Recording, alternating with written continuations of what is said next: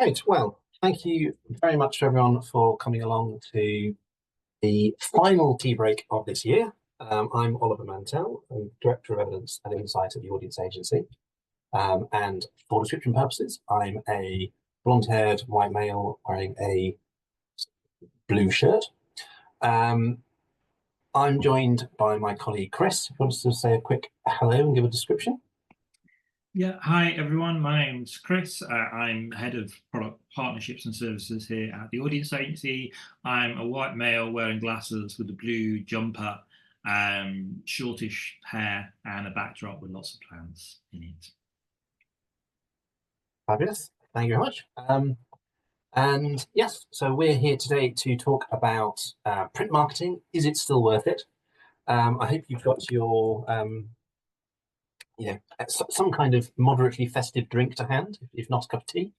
I've got a coffee slightly spiked with Baileys, which is it's a nice sort of Christmassy treat. Although I should probably say at the outset of this session that I know that I'm going to be on Santa's naughty list for three reasons. One is technically drinking at work, but I think we can get away with that. The second one is we've framed this as a question, and I'm not actually going to give you an answer because I can't. I'm going to talk to you about a range of the benefits of print marketing, but of course, it also depends on the costs, and we can't do the kind of cost-benefit calculation for all of you, but hopefully in the conversation later on, we can talk a little bit more about that. And the third reason is in sort of Christmas tradition, although I'd promised to restrict myself to only 2 or 3 graphs for each tea break all the way through the year, I'm going to completely blow the diet on this particular session and binge on as sort of full a selection box of charts as I can get away with. So hopefully you can forgive me for that. There's lots to talk about, so I will just dive in and let's see what we see. So, can you see the slides? Yeah, anyone nod? Yeah, brilliant.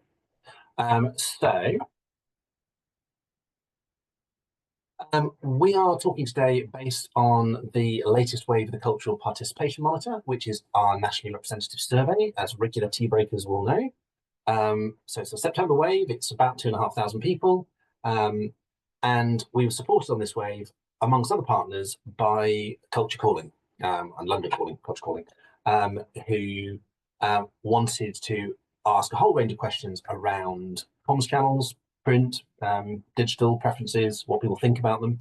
And so that's what we're then basing some of the content of this session on. There's a whole load of stuff we asked, not all of which we've managed to fit into this session, but we'll come back to that and share it on other occasions or in other ways.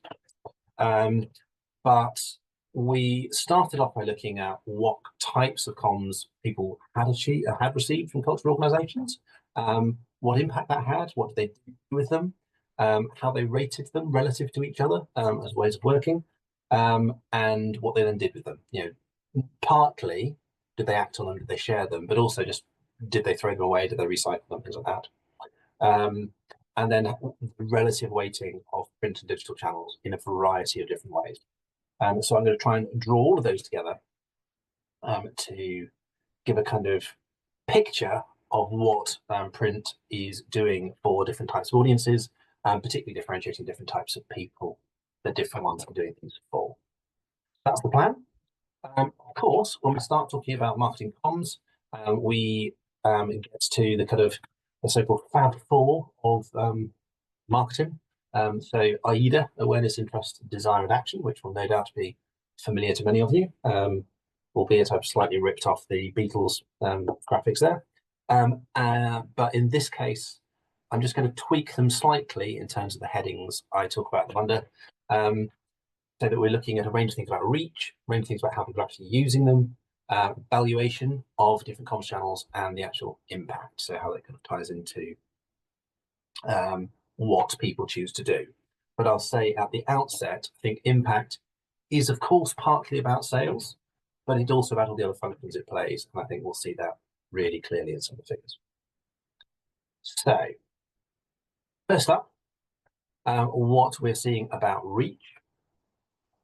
So we asked people, have you seen any of the following from a cultural organisation in the last in recent months. We kept that deliberately a little bit loose, but just trying to get a broad sense of which of these channels are kind of in play for you, really, as an audience member. And for me, a few things that stand out here. One is that most people said that they had at least seen one of them. So it's a minority of people. It's only 44 who said none. The others are really quite broadly spread between the different channels. Email sticking out, perhaps unsurprisingly, but still, reasonable chunks of the population, 1 in 5, saying that they've received a leaflet to their home from a cultural organisation or picked something up off a leaflet rack or another sort of display stand. So really broad reach and coverage, but of course that varies by different types of people, and most obviously it varies for people who are or aren't interested in arts and culture. So here we've looked at the people who said they've been to any arts and culture in the last 12 months, as opposed to the relatively small proportion of people, about 1 in 5, who haven't been to any arts and culture in the last month. And you see a really stark difference. So what this is saying to me is that, for all that we have quite broad reach across these comms channels, the people who aren't engaging in terms of active participation are also, these comms channels are slightly off the map as well. So 80% of them virtually are saying they haven't seen any of these. So it's not that there's a whole load of people who are getting comms and then choosing not to come. So I think that's a kind of interesting thing. And we'll come back to later about whether people want to receive more information. No spoilers. So that's the overall picture. We can break it down ways as well. You can see that if people have children, it's much more even. So I guess having children means that you're out and about and have stuff pushed into your hands a bit more often in terms of leaflets. I'm sure that's an experience that's familiar to various parents. So that's kind of leaflets being handed to you or flyering, etc., just sort of come up in the mix a little bit. But the one that I'm most interested in here is about age. And I think there's 2 things that stick out particularly about age, maybe 3. One is, right at the bottom there, the proportion of people who haven't seen any of these comms channels is much higher once you get over the age of 45. So you've got, broadly speaking, a younger half of the population who are in a sort of quite a information-rich environment, getting lots of stuff in all sorts of ways. Bearing in mind, this isn't even talking about new social media and that kind of digital environment. And then an older part of the population who is relatively more kind of withdrawn from receiving lots of these channels. So I think that in itself is kind of interesting. Then the pairing, which I think is perhaps different from what we might have assumed, is that younger people reported being more likely to have seen something sent to their home than older people. But on the flip side, old people said they were more likely to have seen email. So, and I'm sure this isn't a surprise, but I think it's one of those kind of zombies which is worth kind of killing repeatedly every now and then just to make sure it doesn't come back. The idea that digital is a younger person thing and rather than an older person's thing is, that was true 20 years ago. It's not the case now, and we can see it here. How people engage with digital channels does vary, and we'll talk a bit about that, but they're absolutely in play. The other thing to note is that leaflets being handed to people is very much, as well as families, younger people, and it's just not really a factor, particularly at the older age ranges. Okay, so that's the kind of broad picture in terms of awareness. Then we get onto how people are actually using these different channels. So the first thing I'm going to talk about here, we asked people to look at these 4 different modes of communication and rank them in order for particular characteristics. So which one is the one you're most likely to look at, second most likely to look at, third most likely, etc., and so on, the other categories that we're going to look at. So 1 is highest, 4 is lowest. And the broad picture, loads of people, if you send someone an email, they will look at it, which, I think I wouldn't necessarily have assumed, but certainly anyone who's waiting for an email back from me, I apologize, but, there is a bit of a thing like we all get deluged by stuff, but nonetheless, if you get something in someone's inbox, they say, there's a decent chance they'll look at it. To a similar extent, getting into that leaflet posted to them, but actually maybe ranked a little bit higher, which is interesting. And again, flyers, leaflets handed to you, really, really low for looking at it. The people put it in their hands, it ends up in the bin pretty quickly. It may or may not even get looked at. If they do look at it, it's not very long. It's rated lowest for how long they look at it as well. Similar picture across the piece in terms of how long people look at things. So email kind of winning out a little bit there. Which again, I'm potentially a little bit surprised by. I would have expected people to, maybe sort of be dwelling more with the leaflets that have been posted to them. But we'll come back to what's actually going on there, I think, in a bit. And then we get on to how long they'll keep it. And again, email, loads of people say, yeah, you send me an email, I will keep it, more than the various other channels. But I think we can see later that it's a much more passive type of keeping it. So there is a greater tendency for people to keep print and look at it, as opposed to just keep it and never really come back to it. So that's something we'll kind of see out of the data. And people say they're more likely to share email. So it's easier to pass it on. It's literally just a couple of clicks away. We did ask people whether they were likely to share it or the information in it. So it could just be telling people about something they'd have posted to them, whatever. But again, I think notable across all of these, email is scoring quite highly. But this is where we get on to some of the difference. So we gave people a particular scenario. Said, okay, you receive, we asked two questions. If you receive a leaflet from a cultural organisation about things to do locally that you could and would like to go to, so it's like, it's of interest, it's available, it's local, what would you then do with that once you've looked at it? And the same thing for email. And again, lots of people saying, well, I'll keep it. But people are more likely to keep it and look at it again if it's print than email. So there's more of a sense that could have, that's the sort of function that print plays. And about 1 in 4 people are saying, well, I'd get it, and away it would go immediately.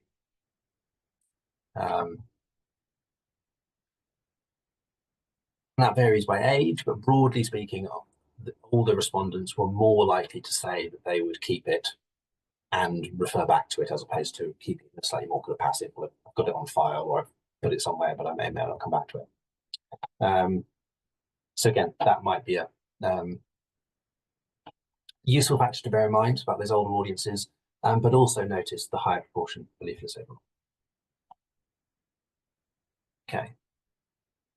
So another thing we wondered about is when people are visiting somewhere they don't know, so they're going somewhere where they're sort of, if you like, a bit more information poor, what do they do? Do they like to go and find information online? Do they like to go to leaflet racks, displays, etc., and find information? And for me, the thing that stands out here is that both of these are really high.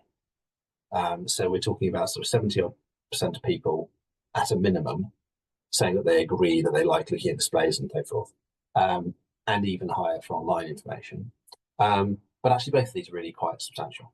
So both of these are being really important channels for people when they're visiting. And we'll see how that then varies a little bit when you sort of look at the age split. So they're a bit higher in both cases. People more strongly agree when they're a bit younger. And if anything, there's a bit of a spike in the kind of younger middle age, I'll call it, 25 to 44. And that could well be partly linked to a spike for family audiences as well. But by and large, across the piece, if we add together the strongly agree and the agree, most people, for both of them, are saying they like these channels. It's getting on for 90% of people in terms of looking online, but it's north of 70 for most people across leaflet racks as well. So a really important part of the mix, essentially. This is what I'm saying.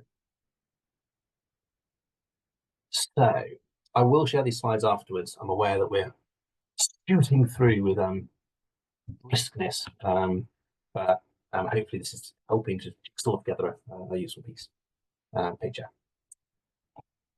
So the next thing is really about how people value these different channels, and what kind of function or what kind of meaning they have for them. So the first thing, which I thought was just a really curious little nugget that popped out of the data, was thinking about these channels and environmentalism, so particularly leaflets and environmentalism. We saw a real contrast. If we looked at, when we asked people, do you usually recycle leaflets after you've used them? The proportion started quite low on the younger age groups, but ended up really, at least middling. I'm not super high. I think 50% is maybe not as high as it should be, but much higher for older groups. So there's the, if you like, increased conscientiousness of recycling as you get older, which we've seen elsewhere. And I think we did I think it was tea break on attitudes to climate. But what's interesting is the younger groups, 1 in 4 people are saying they'd actually avoid picking up leaflets to avoid the waste in the first place. So it's not that they're not recycling, but they're just not picking them up. I suspect that over time that percentage is going to only creep upwards. So if it's 1 in 4 now, fast forward 10 years, 5 years, whatever, we can maybe see that growing. And that's potentially a little bit of an interesting barrier.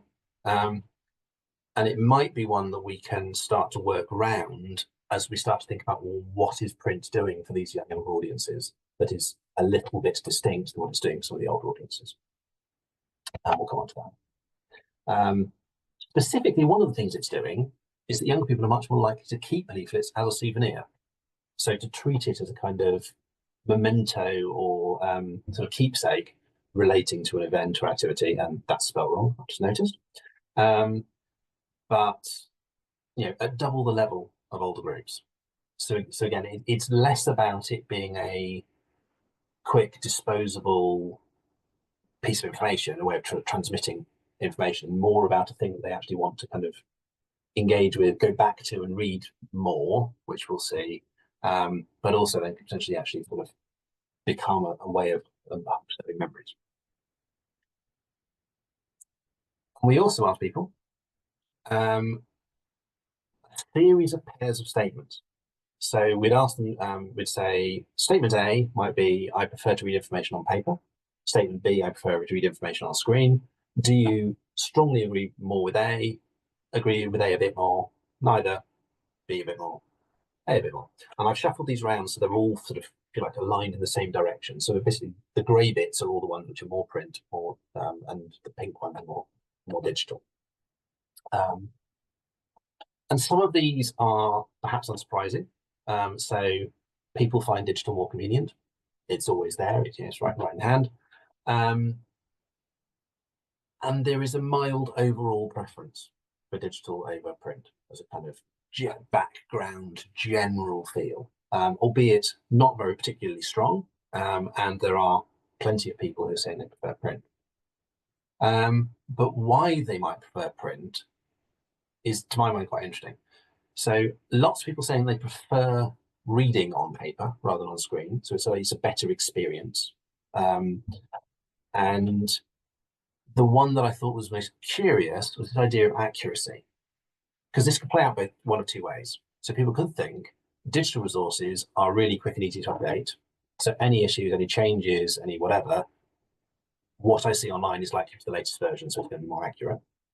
On the other hand, print resources are, I'm so sure many people in this room know, very carefully to get extensively signed off, and therefore at least more thoroughly checked than often stuff that might get put online, because it can be changed later. But nonetheless, there is a perception that digital information is more likely to be accurate, albeit for all of these things, it varies by who you're talking to. Specifically, people who are more engaged or who are interested even really at all in the arts, either they say arts and culture is a main interest or they're quite interested in it, are much more likely to feel positive about reading on paper. So again, if you're talking to a general arts audience, it's much more skewed that way, as opposed to trying to reach out to a non-engaged audience. Convenience skews a little bit the other way. An overall preference, it's the quite interested group that are most likely, or who are sort of nearest thinking that print is liked as much as digital. So again, if you're thinking about what do we do that reaches out beyond the usual suspects into the kind of moderate suspects or the occasional suspects, that again puts a little bit more emphasis on print as a potential channel than on digital. So you can see the 0 is where the scores are sort of when you've netted off the ones that are above the line from below the line. If they were completely the same, it would be on that 0 line. If they tend to give answers that are more about print, they're above the line. If they tend to give answers which are more in favour of digital, they're below the line. But you can see, so there's that red inflection, meaning that it's much closer to the balance point for those who are quite interested. So this, I think, is quite notable. There really is very strong age rate on all of these different attitudes, to the extent that the oldest age group does have a mild preference for print, and preference to read on paper. It's fairly even amongst under 45s, and it's really quite marked as you get above that age. So again, thinking about who you're targeting, certain groups, there really will be a relatively strong print. And even this idea of convenience, although on balance, most people are saying, all of these groups are saying that digital is more convenient than print. It's relatively more marginal when you get to the older age groups. It's relatively pronounced amongst the younger ones. So again, another thing to factor in depending on who you're talking to. So a lot of this has been saying that there are strengths to both, but there are lots of ways and places where people are being quite positive about email marketing. But I thought it was quite notable that when we asked people whether they wanted to receive more leaflets, and indeed whether lack of awareness of things in general was a barrier, that actually we got, to my mind, a relatively strong message about people saying, no, it's, we actually actively want to receive more, we want to know more, we want to hear more.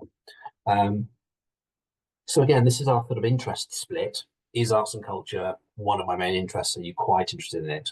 And then that group who said they're not interested. Basically, everyone who was at least quite interested, on balance, was saying they want to receive more leaflets rather than less. So I think that's kind of interesting. So there is an appetite for receiving more. But also, I mean, again, that's over a third of people in those categories saying they want more. So we're not by any means over bombarding interested customers. And then if we look at the right-hand chart there, across all of these groups, about 40% of people are saying that they're agreeing or strongly agreeing that a key reason they don't go to more cultural events is they don't know what's going on. So the greater awareness of what's on, they think, would have an impact on how often they go. Now, we might be skeptical about the exact percentage and how much of that would actually convert when push came to shove, but it's clearly quite a lot of people who are saying that awareness and more information and access to more what's on would be beneficial in terms of engagement. In terms of the ones who are most engaged, you see there's a bit of a spike in the number of people who are disagreeing with that statement. I guess that's because if you're really engaged, then you're more likely to know what's going on, and therefore that's not the reason. Like if you could go, you would be going anyway because you're interested in it and you're quite well informed. So there's something else that is the main reason. So that's why you get that little spike up. But still, it's a lot of the population who are saying they'd like to hear more and that it would make a difference. So what does that mean in terms of impact? What do people say happens after they receive these channels? Again, I suspect there's a bit of over-reporting going on here because if this many people were buying tickets, we'd notice it. But a whole bunch of people are saying, I receive any of these channels of communication, and about 1 in 7, 1 in 6 people are saying, and then I buy a ticket, and then I go to the place that's advertised. That's marginally higher possibly for the leaflets that people are experiencing outside the home in various different ways. It's maybe slightly higher on email than posted leaflets, but yeah, it's a reasonable number. But this is where we get into the thing about it's not just about the final A of AIDA. It has to be about the whole process. And that part of the thing that print communications are doing is about kind of warming up the pool and raising awareness and inserting options into people's option set. So when they start to think, well, what am I going to do next week or 2 weeks or whatever, it's sufficiently in mind to be an option. And that's where the second one I think is quite important, that we see, substantially more people are saying, well, if it's not driving conversion immediately, it is actually making me feel like I'm more likely to want to buy a ticket for this in the future. So it is kind of warming up their kind of interest. And again, that's where leaflet racks particularly are really standing out as kind of people are using them as a way of expanding that option set. So they're going to a rack and saying, okay, I'm coming to a new place, or I want to see what's available, what's on, what's happening. And it's not necessarily about the immediate conversion, but it's sparking interest and it's imprinting it, or it's raising sort of awareness, but it's also giving information about what something is like, and therefore allowing people to be more confident about what they therefore might experience. But it's also, as we see on the third one, quite strongly linked to people going, and now I want to find out more, and I will go and find out more. So, they're picking up the leaflet, they're looking at it, and they're going, oh, okay, so it looks nice. I can see it somewhere convenient. I can see the map. I can see what it sounds like. That's a good start. Now let's go on the website, or now let's go to a secondary source of information. And in a similar way, emails, partly because of the links to them, etc., are a quick way to drive people to an extra source of information next. So again, it's about the communications of fulfilling each of those kind of steps of AIDA, as opposed to just one. Lots of people saying that they would forward and recommend it. Lots of people saying they'd revisit it. Not so much for email, which again, we've seen before, is more of a kind of, people look at it, but they look at it once and then it kind of just lingers. Much more likely to be referencing back to it if it's something concrete and that you can stick on the fridge and that kind of thing.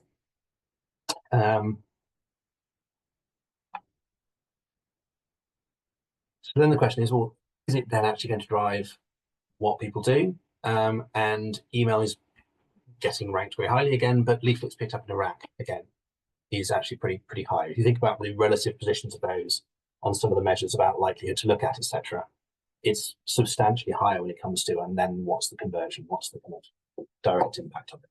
So I think that's quite interesting.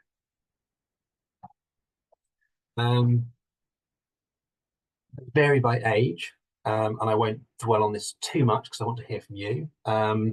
But you can see there's a really sharp rake in terms of how likely is it to have an impact if someone hands you a leaflet. If you're older, the answer is basically it won't have an impact. It's low for everyone, but it tapers down quite quickly in terms of those who rank it really high. Leaflet to your home address, again, it goes up relatively, more number one rankings as you get older, slightly, certainly many fewer fours. But email as well also goes up with age. So again, there's reinforced that thing that the use of email for older audiences does make sense, because although it's not necessarily, they don't necessarily prefer to read in that format, they do open it, they do look at it, they do reference it, and they do say that it has an impact on what they do. So, summary before I hand over to Chris for reflections. We can split it out in two ways. We can split it out by channel. We can split it out by the kind of AIDA structure. So leaflets, when posted, they do appear to be, as good as other channels in terms of reaching less engaged audiences. They tend to have wider reach for younger people in terms of more people in seeing them posted to their homes, but potentially have more impact and conversion amongst older groups. They're more likely to be kept and looked at than other channels, but they have a different meaning and function amongst some of those younger groups. They might consider them to be less convenient and less accurate, but they're more likely to be souvenirs. Again, that thing about waste, they avoid picking them up for waste reasons, but are also less likely to recycle them. Flyering or sort of handing leaflets out, particularly prominent amongst younger groups and families. It's treated as very disposable. They're not really looked at very much or not very long, but they do appear to be converting and also converting overall perception. So that thing about, does it make you more likely in the future? It's coming through quite well on that. People like leaflets. People like reading stuff on paper, which is particularly true if they're older and engaged in the arts. And in general, older groups marginally prefer leaflets, whereas all the younger groups prefer email. Email has really broad reach, it has good conversion, it is kept, but really not referred back to as much. But it is referred on. So if it's not referring back, it's referring on to new things, which we saw the leaflet racks were also doing. It appears to have a high rate of impact and is seen more by older people, but it's the younger people that really prefer it as a convenient, perceived as more accurate way of working. And it's high for people visiting new places, but so big areas. So again, and that kind of tourist market particularly, both are important. See it the other way. So leaflets can help for awareness, albeit the sharing of email and the high levels of sharing that give that kind of a benefit in that respect. And thinking about the extent to which sharing becomes quite an important part of the function of any of these communication channels, I think is worth paying some attention to, particularly because when someone's passing on information, that has a greater kind of endorsement and relationship and stuff that all goes with that. So that kind of the 20% of people that are saying they're sharing things is probably having more than 20% of the impact, if that makes sense. So we see that leaflets are being kept more, they're being referred back to more, other than flyers, which get dropped on the floor or thrown in the bin pretty quickly. But there is more tendency to link out to other information from those other two sources. But people want more leaflets, they want more information, they want to know what's going on, and they think that would make them engage more. They see leaflets as potentially being something which is almost like a kind of, certainly among younger groups, almost like a kind of, not quite a kind of pre-gift, but something which has a sort of value in itself and can then be retained and kept as a souvenir, or about 1 in 5. And although we've not unpacked it here, we did ask some questions about attitudes to quality and design and whether that made a difference to people picking stuff up and converting from it. And about half of people in both cases were saying that actually those were really important factors in terms of the effectiveness of print. So it's the quality of design of print makes people more likely to pick it up, and they say they're also more likely to do something on the basis of it. And then finally, when we talk about conversion, we see higher rates, particularly in those two particular uses, but equally we see that these comms channels are playing a really important role right across the kind of AIDA process. So it's about brand building, it's about sort of above the line as well as conversion. And to answer the question, yes, these will be shared, because I appreciate I have rattled through quite a lot of information. But yeah, so I think it's a really interesting picture. I think though we've not quite answered the question of is it worth it, I think we can see there's a huge amount of value that people are perceiving in all these different channels, and particularly print channels. So I'll pass over to Chris for some further thoughts and reflections. And then we'll hear from you. Thank you very much. So thanks for that, Oliver. I was going to say I'll keep some thoughts relatively quick because I agree. I think it'd be really keen to see what some of you guys think in the chat, because well, a lot of us in this room, I know, have quite a bit of experience with doing print in various different capacities from that tangible point of view. So firstly, yeah, just obviously thanks again to London and Culture Calling for allowing us to do this research from that tangible point of view. I think this is a topic that obviously has many interest to many people across this sector, and to really be able to explore it in this type of capacity, I think is a really useful thing to be able to do as well. I will note I do have a bit of a background. I used to work for an organisation that used to do a lot of print marketing from that Times point of view around it. So let's say I've done quite a lot of thinking, considering and distributing print over my time sort of in this sector as well. I think from the audience agency point of view as well, one of the most popular things we've seen through one of our services for audience answers, which used to be called Audience Finder, in the survey functionality as that, there was a question which was around communication and print, and it was always one of the most popular questions that was selected. So we certainly also see from an organizational point of view as well, this is something that obviously organizations were considering very much in relation to their own offer there rather than more widely on this topic as well. So I think it's really interesting to be able to explore this now from that type of thing.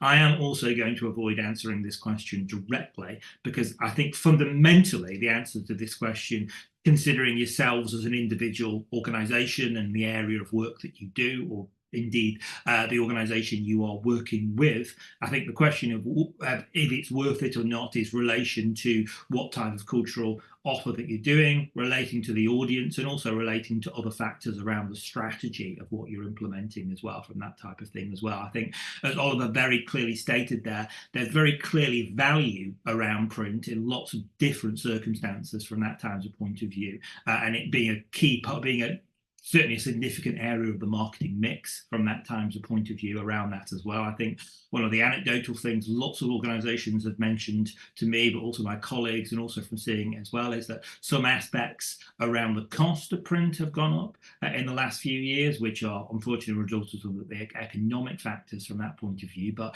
certainly I think this research overall shows that there is value in print around some of the aspects as well. I think some of the key points that sort of jumped out at me from hearing Oliver speak there and also a little bit this morning was firstly that point on young audiences from that times of point of view around that as well.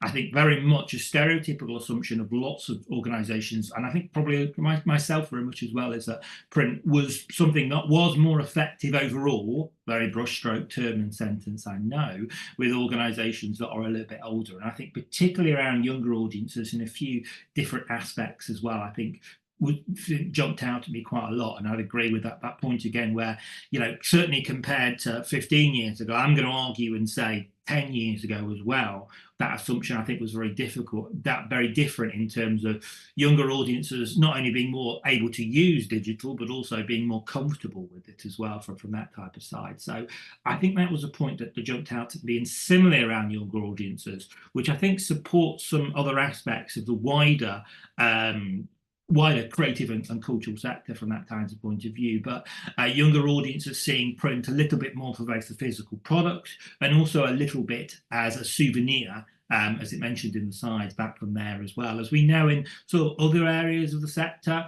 I'm going to just pull on one example, but you can pull on multiple of them as well, as we saw in the latest Oasis gigs that have been released soon. Of course, as of really since the pandemic, pretty much all pop rock concerts, which are on the larger scales, the big players from that times of point of view, all ticketing of course has been digital, it's all been QR code based, and it's been extremely popular with people essentially buying physical tickets, essentially an aspect of secondary spend as a souvenir. We see this across with music festivals and things like that as well, and I think that is a similar aspect. Again, I'm not saying here that print is an aspect of it, print as such is like that type of aspect in terms of a piece of merchandise, but I think it feels there is a comparison there as well. And also as we see people keeping other factors and other areas a little bit closer to us, particular areas such as posters, things like that as well. Some of the insights that organisations such as Point One, the EPOS guys, and also UK Theatre in the past have done as well around how organisations can utilise secondary spend.